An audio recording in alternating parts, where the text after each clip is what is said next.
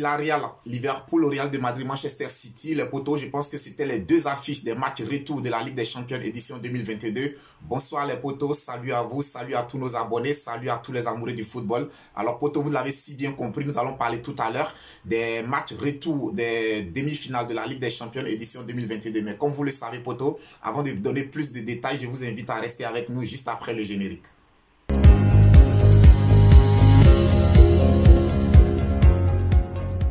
Alors les potos, comme annoncé dans le sommaire, première demi-finale retour de la Ligue des Champions, nous avons l'équipe de Villarreal qui recevait celle de Liverpool. Alors sachez qu'au match aller, Villarreal avait été battu sur la pelouse de Liverpool par le score de 2-0. Donc au match retour, je l'avais déjà annoncé dans mon débrief les potos, au match aller, Villarreal était allé quasiment défendre, protéger ses buts du côté de Liverpool. Et je l'avais dit, au match retour, nous verrons un autre visage de cette équipe de Villarreal parce qu'au match retour, Villarreal était dans l'obligation de faire le jeu pour pouvoir rattraper son retard du match aller. Je pense que ça a été chose faite, les potos. Quand nous avons regardé le match le mardi, on a vu en première mi-temps une équipe de Villarreal qui était vraiment transcendée. Une équipe de Villarreal qui a carrément dominé celle de Liverpool. Je pense que Jürgen Klopp et tous ses protégés ne s'attendaient pas à cette réaction de l'équipe de Villarreal.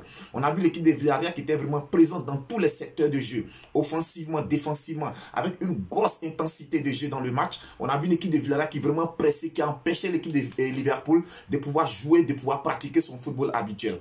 Donc en première mi-temps, les potos, on voit une équipe de Villarreal qui a vraiment asphyxié celle de Liverpool. Je pense que c'est à juste titre que l'équipe de Villarreal est parvenue à scorer à 2 reprises en première mi-temps. Et en première mi-temps, l'équipe de Villarreal avait vraiment la possibilité de tuer le match. Parce que nous n'avons quasiment pas vu celle de Liverpool. L'équipe de Liverpool n'a quasiment pas existé durant les 45 premières minutes. Et je pense que c'est là les grandes équipes. C'est ce qui fait la force des grandes équipes et c'est ce qui fait souvent aussi la faiblesse des petites équipes. Alors les grandes équipes, quand elles ont la possibilité de tuer un match, tout de suite elles tuent le match et on n'en parle plus. En première mi-temps, Villarreal avait la possibilité de pouvoir même scorer à 4 reprises. Parce que Liverpool n'était vraiment pas présent dans son match. Liverpool n'était pas dans son match. Villarreal a carrément contrecalé tous les plans tactiques de Jürgen Klopp. Alors je le dis les potos, Liverpool c'est une très grande équipe et Jürgen Klopp c'est un très grand manager. En mi-temps, Jürgen Klopp connaît ses poulains et ses poulains le connaissent. Quand ils se parlent, ils savent ce qu'ils se disent. En mi-temps dans les vestiaires, je pense que Jürgen Klopp a su comment remonter les bretelles de ses poulains. Il a su motiver, il sait comment motiver ses joueurs. Il sait comment parler à ses joueurs. Il sait comment ramener ses joueurs dans le droit chemin. Donc hier, dans les vestiaires, à la pause, Jürgen Klopp a su remotiver ses joueurs. Il a su repositionner ses joueurs. Mais ce qui nous a permis de voir un autre visage de l'équipe de Liverpool en seconde période. En seconde période, nous avons vu et nous avons constaté un autre visage de l'équipe de Liverpool. Alors, Liverpool, c'est comme un lion, les potos. Un lion, lorsque tu as la possibilité de l'achever, achève-le. Si tu ne l'achèves pas et qu'il parvient à s'échapper, son retour est très fatal. Et je pense que ça a été le cas hier. Le réveil de Liverpool a été très fatal pour l'équipe de Villarreal. Donc je dirais que hier, Liverpool s'est imposé sur la pelouse de Villarreal sur le score de 3-2. Les potos, c'était vraiment un grand match. C'était un match de haut niveau, c'était un match d'intensité. C'était un match qui a tenu vraiment toutes ses promesses. On a assisté à 2 grandes équipes qui méritaient vraiment d'être là en demi-finale. Donc le Liverpool se qualifie après avoir battu Villarreal au match aller sur le score de 2-0. Au match retour, Liverpool est allé s'imposer du côté de l'Espagne sur le score de 3-2. Je dirais qu'ils ont fait une remontada parce que Liverpool était mené sur le score de 2-0. Donc c'est une très très grosse performance de Jürgen Klopp et tous ses protégés. Bravo à l'équipe de Liverpool. Bravo également à l'équipe de Villarreal qui n'a vraiment pas démérité. Bravo à cette équipe. Donc les potos, c'était là la première demi-finale. Les potos, la seconde demi-finale opposait aujourd'hui le Real de Madrid à celle de Manchester City. Alors sachez qu'au match aller, les Citizens avaient battu les Madrilènes sur le score de 4-3. Ça avait été un match vraiment avec beaucoup de rebondissements. Donc les potos, tous, on s'attendait vraiment à un très très grand match pendant ce match lors du match retour. Et je pense que c'était le cas du côté de Santiago Bernabéu. Aujourd'hui, nous avons assisté vraiment les potos à 2 générations d'entraîneurs. Nous avons vu Pep Guardiola, qui est un entraîneur vraiment pétri de qualité, qui est un très très grand entraîneur, qui est un très grand manager, face à son homologue italien Carlo Ancelotti. En Carlo Ancelotti, je dirais vraiment c'est le vieux renard, c'est le vieux briscard. Toujours avec son petit plan, toujours avec un tour de magie qu'il conserve pour pouvoir l'exploiter à la dernière minute. Et aujourd'hui, c'est ce que nous avons assisté.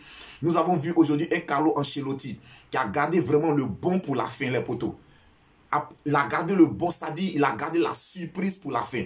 Parce qu'aujourd'hui, lorsque nous regardons le match, Alors, les deux équipes ont produit vraiment un football égal. Il n'y a pas eu de domination concrètement dit de la part de l'une ou de l'autre. Les deux équipes étaient vraiment égales dans le jeu, dans toutes les actions. Je pense qu'il y avait une égalité au niveau du jeu.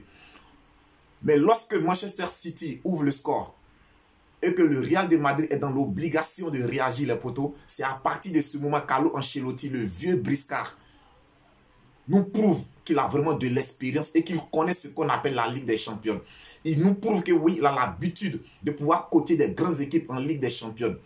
Alors, au moment où il fait ces changements, où il fait entrer Eduardo Camavinga et Rodrigo, je pense que c'est à partir de ce moment que le match change carrément de physionomie. C'est à partir de ce moment que le Real de Madrid change de visage. Parce que l'entrée de Camavinga et de Rodrigo a carrément apporté un nouveau souffle à cette équipe du Real de Madrid. Alors les potos, aujourd'hui, il y a un joueur, quand il joue, on a l'impression qu'il n'a pas envie de jouer. On a l'impression qu'il est nonchalant dans son jeu. Quand je regarde Eduardo Camavinga jouer, on a l'impression qu'il est nonchalant. On a l'impression qu'il n'a pas envie de jouer. On se dit, mais pourquoi est-ce que dans une telle rencontre, avec beaucoup d'intensité, Carlo Ancelotti peut faire entrer Eduardo Camavinga? Mais les potos, regardez bien la manière dont joue Eduardo Camavinga. C'est un joueur filiforme, rempli de technique. Et il a une vision de jeu pas possible. Regardez sur le premier but du Real de Madrid. L'ouverture, la passe qu'il donne à Karim Benzema, qui remet dans l'axe pour que Rodrigo puisse marquer le premier but du Real de Madrid. Les potos, ça c'est une ouverture de génie. Parce qu'il faut vraiment pouvoir être capable de pouvoir doser la passe pour ne pas que la balle sorte. Et je pense que Eduardo Camavinga a eu cette technique nécessaire. Aujourd'hui, son entrée a vraiment apporté beaucoup au Real de Madrid. Parce que sur le plan défensif, il a apporté beaucoup défensivement. Il a récupéré beaucoup de ballons. Offensivement, il a apporté aussi. Son entrée a vraiment permis aux joueurs du Real de Madrid de se libérer. Son entrée a permis de pouvoir libérer Valverde, Federico Valverde. Donc je dirais que c'était vraiment un très grand coaching de la part de Carlo Ancelotti. Et que dit les potos du jeune Rodrigo? Regardez sur le premier but de Rodrigo, la manière dont il passe devant le défenseur de Manchester City. Je pense que ça, c'est une classe de grands joueurs, c'est une classe de grands buteurs. Donc vraiment, aujourd'hui, Carlo Ancelotti nous a vraiment fait bluffer par ses changements, par ses choix tactiques, par son système tactique. Aujourd'hui, il a évolué en 4-2-3-1. Il a évolué en 4-2-3-1. Alors, quand j'ai regardé le schéma tactique de Carlo Ancelotti, j'ai compris tout de suite qu'il voulait que le danger vienne de loin. Parce qu'on le sait tous, Manchester City a l'habitude de presser. Manchester City a l'habitude de voler dans le camp adverse.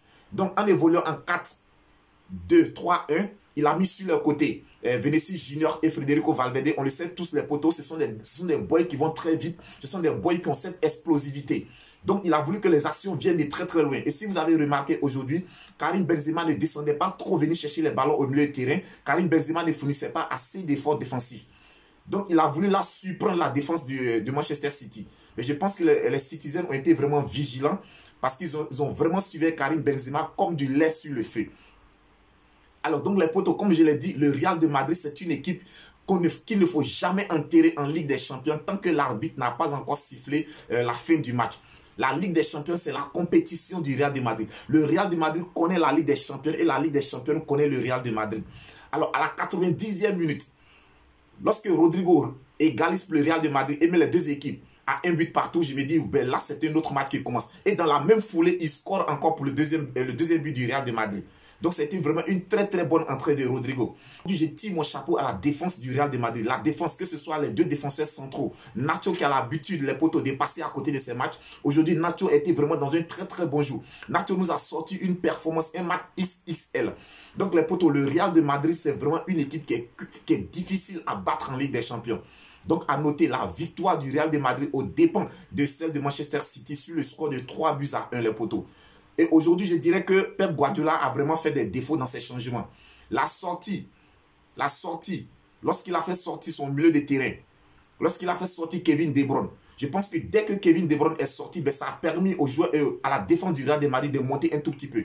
Parce que Kevin De Bruyne étant sur le terrain, il pressait cette défense madrilène et il faisait peur à cette défense madrilène de telle sorte que la défense madrilène ne pouvait pas trop monter. Mais dès que Kevin De Bruyne est sorti et que Gundogan est entré, ben Gundogan et Kevin De Bruyne, c'est deux styles de jeu vraiment très très différents.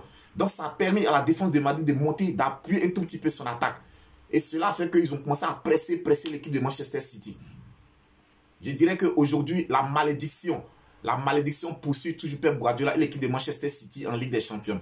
Parce que les potos, c'est vraiment inconcevable. On ne peut pas comprendre comment vous menez un but à 0. à la 90e et 91e minute, vous encaissez 2 buts coup sur coup pour une grande équipe comme Manchester City.